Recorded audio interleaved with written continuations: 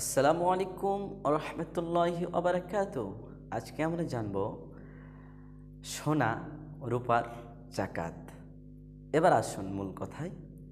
কারো যদি 7.5 তোলা সোনা থাকে আর কারো যদি 52.5 তোলা রূপা থাকে, তাহলে তাকে জাকাত দিতে হবে। সম্মানিত প্রিয় হাজিরিন, আমরা তোলা সম্পর্কে অনেক মানুষ জানেন যে তোলাটা কি, 7.5 তোলা, 52.5 তোলা আমরা জানি। আমি যদি একটি সাধারণভাবে বলি যে 1 তোলা 1 ভরি, 16 আনা 1 ভরি, 1 ভরি 1 তোলা। আমরা খুব সহজেই কিন্তু এর হিসাব পেয়ে যাব।